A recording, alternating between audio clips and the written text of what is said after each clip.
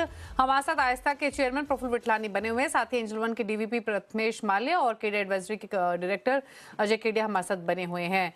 लेकिन पहले बात सबसे पहले शुगर की कर लेते हैं। प्रफुल्ल जी नमस्कार, स्वागत है आपका। तो पहले तो आपसे जानना चाहेंगे, जो 14% की गिरावट की आशंका इसमें जता रहा है, इसके पीछे क्या कारण है, क्यों ये प्रोडक्शन कम रहने की पॉसिबिलिटी इस बार दिखाई दे रही है?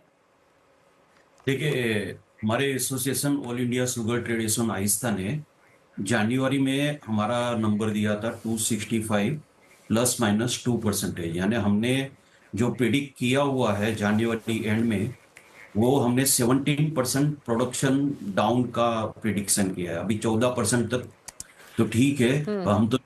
हम देख रहे हैं कि जब हमने बोला था 265 ±2%, और जिस तरह से अभी नंबर आ रहे हैं उसमें हमें लगता है कि शायद -1 या -2% पे ही जाएगा। हो सकता है शुगर का उत्पादन 260 या 261 लाख टन पे ही रहेगा। जो अर्ली, ये बार जो लेट क्रशिंग चालू करना और अर्ली क्लोजिंग आना, ये पर्टिकुलरली ऐसा है कि जो महाराष्ट्र में हमें करीबन 27% नीचे जाने की उम्मीद लग रही है, और अच्छा। कर्नाटक में 24% की गिरावट लग रही है। उसके बाद तमिलनाडु में 20%, यूपी में 13.5% और गुजरात में 10% नीचे उत्पादन होने की उम्मीद है। काफी जगह पे ये जो गन्ने का जो है रिकवरी यील्ड काफी कम आ रही है। कुछ हम कह सकते हैं कि इंसेक्ट्स और कुछ बीमारी लग जाने से है। कुछ हम कह सकते हैं कि ये हीट वेव जो चल रहा है। और हमें ये जो स्पीड आ रही है गिरावट की, वो दूसरा कारण ये है कि लास्ट ईयर पूरी शक्कर बन रही थी, और ये बार 4 मिलियन टन, करीबन 3.8 से 4 million tonne sucrose diversion to ethanol भी है। तो ये कंप्लीट होने को आया है अभी। मार्च एंड तक तो डाइवर्जन पूरा हो जाएगा। तो सही में देखें तो भले हम कहते हैं कि 261 का उत्पादन होगा, जो हमारे -2% पे ही जा रहा है, और 40 लाख, तो टोटल सुक्रोज 300 लाख टन का है। और उसी हिसाब से ये करीबन 17 से 19% नीचे जा सकता है। 14% अपने अभी आज के तारीख से हिसाब से है। अच्छा, फिर एक बात बताइए, रिपोर्ट्स तो ये भी कहते हैं कि हाल फिलहाल में ही कीमतें चीनी की 6-6.5% बढ़ चुकी हैं। कितनी बढ़ी हैं अब तक कीमत, और फिर क्या मान के चलें कि भाव यहाँ से और ऊपर जाएंगे? देखिए, ये इस तरह से कोई बातें करनी कि 6-6.5% बढ़ गया या ये कुछ हो गया, हम हमारी एसोसिएशन इस चीज में नहीं मानती है, क्योंकि हमारी average cost of production with diversification to ethanol and everything is 37 rupees per kg. तो आज रेट महाराष्ट्र में 38.75 का है। तो उसके हिसाब से अगर देखेंगे तो 3 या 4% जरूर हम बढ़े हैं। तो कॉस्ट प्रोडक्शन के नीचे बिका जो भी माल, वो तो लॉस है। और कोई भी इंडस्ट्री अगर रॉ मटेरियल हाई प्राइस में लेती है और लो प्राइस में फिनिश प्रोडक्ट बेचती है, तो वो सस्टेन नहीं कर सकती है। तो हमें लगता है कि कॉस्ट ऑफ प्रोडक्शन से करीबन 6 से 8-10% की तेजी रहनी चाहिए। जैसे जैसे फिगर नीचे आएंगे, वैसे वैसे ये थोड़ी बहुत ही रहेगी। और ओवरऑल जैसे अभी 14% इस्मा की बात की, आप 17% की आशंका जता रहे हैं।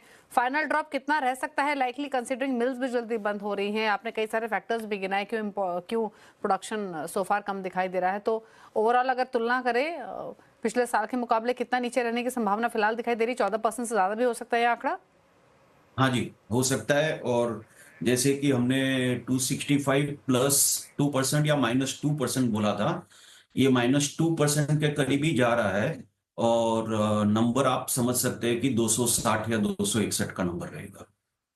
इथेनॉल डाइवर्जेंस को एक्सक्लूड करके देखें तो कितना जी, जरूरत डोमेस्टिक कंजम्पशन के लिए, कितनी नीड रहेगी? देखिए, क्लोजिंग स्टॉक करीबन 4-4.5 मिलियन टन रहेगा। थोड़ा सा क्रिटिकल रहेगा, पर उसमें भी काफी रास्ते हैं। गवर्नमेंट अगर कुछ अक्टूबर में और 1 अक्टूबर से 15 नवंबर तक जितनी भी चीनी बनाओ, उसमें आपकी जो भी रिकवरी का लॉस है, एवरेज रिकवरी लॉस का, वो अगर सब्सिडाइज करके देती है तो हमें कोई दिक्कत नहीं आएगी। शायद ये चीज आ सकती है। पहले तो हम भगवान को प्रार्थना करते हैं कि हो ही नहीं, और भले 270 लाख टन हो जावे, पर अब उम्मीद कम लग रही है। अच्छा, एक और क्विकली एक क्वेश्चन आपसे प्रफुल्ल जी, स्पेसिफिकली अगर उत्तर प्रदेश की बात करें तो किस तरीके के शुगरकेन यील्ड या शुगर रिकवरी दिखाई दे रही है? लास्ट ईयर से कितना लोअर रह सकती है? और अगेन यहाँ भी जो इम्पैक्ट हुई है, क्या वो रेड रॉट इन्फेस्टेशन के वाइड स्प्रेड से हुई है या कुछ और भी फैक्टर्स है? हेड रोट और वही फैक्टर है वहां पे, और सेंट्रल यूपी के अंदर भी रिकवरी यील्ड कमी आने की उम्मीद थी। गन्ने की जो हाइट थी वो कम थी, और वो हमें उम्मीद थी कि वो प्लांटेशन के हिसाब से गुड़ और खांडसरी में भी डाइवर्जन हो रहा है, और गुड़ में स्टोरिंग भी हो रही है, तो वो एक छोटा सा क्वांटिटी रहे, निग्लिजेबल। पर यूपी के अंदर ये जो 10 लाख टन का गवर्नमेंट ने कोटा दिया, तो यूपी इंडस्ट्री की बल्ले बल्ले है। उनको कैसा है कि पहले तो कोटा बेच दो, तो कोटा बेचने से उनका करीबन 5 रुपये से 6 रुपया पर किलो का एक तो आमदनी आ गई। ये मैं स्टॉक एक्सचेंज के हिसाब से बता रहा हूँ। दूसरा, उनका ऐसा है कि जिस मिल से कोटा चेंज किया है, तो उनको डोमेस्टिक मार्केट में बेचने के लिए एक्सेसिव कोटा आ सकता है। और तीसरा ये है कि महाराष्ट्र कर्नाटक में चीनी कम हो जाने की वजह से जो बेंचमार्क प्राइस इंडिया की बनती है, वो बेंचमार्क प्राइस ऊपर रहने से यूपी की इंडस्ट्री को फायदा होगा। यूपी की जो इंडस्ट्री है, वो कोई भी फिजिकल शुगर एक्सपोर्ट नहीं कर रही है। Physical sugar export Gujarat, Maharashtra और कर्नाटक से हो रही है। चलिए, शुक्रिया प्रफुल्ल जी अपनी राय रखने के लिए इस पूरी ही खबर पर। तो ये ओवरऑल किस तरीके की प्रोडक्शन की स्थिति दिखाई दे रही है, प्राइसेस कैसे रह सकते हैं, उस पर बातचीत हुई।